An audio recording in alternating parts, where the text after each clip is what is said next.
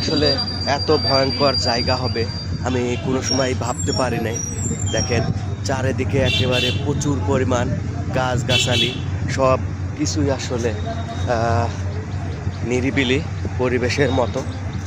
এইসব জায়গায় আসলে লোকজন কম আসে। চারিদিকে নীরবতা পালন করার মতো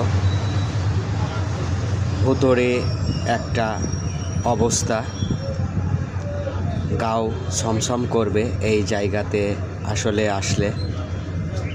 যে ভাই প্রচুর পরিমাণ গাছগুছালি, তো আসলে এই রাজশাহী বিভাগে আমের জন্য বিখ্যাত, এই জন্যে আমের গাছ প্রচুর পরিমাণ লাগাইতে হয়। তো আসলে যে সময় আমের মুকুল আসে সেই সময় আসলে মানুষ আপনি দেখতে পাবেন। দেখেন চারিদিকে আসলে কি একটা অবস্থা, নিজের কাছেও খুব আজকে ভয় ভীতি মনে হচ্ছে, কারণ আমি আসলে খুব ভয় পেয়েছি এই জায়গাতে এসে। কারণ প্রথমে আমাকে শিয়াল তাড়া করেছে, এই কারণে। দিঘির পাশে চারিদিকে অন্ধকার, কুয়াশায় ভরপুর।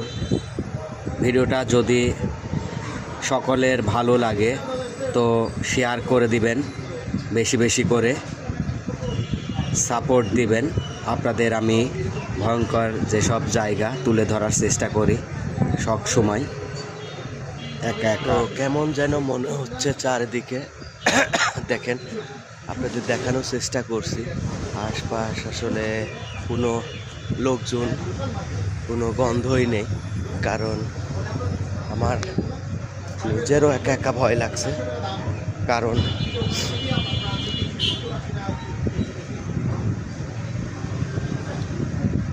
এত সকালে আসলে কেউ ভিডিও বানাতে আসবেন না, কারণ আমি আজ প্রচুর পরিমাণ ভয়ের শিকার হয়েছি। কারণ শিয়াল আমাকে আসলে ভাই তাড়া করেছে, অবহেলায় নেবেন না ভাই। আমি আসলে এত ভয় কোনো দিন আসলে পাই নাই, কারণ এরম অরিয়ন জঙ্গলে একা একা না আসাই ভালো ভাই।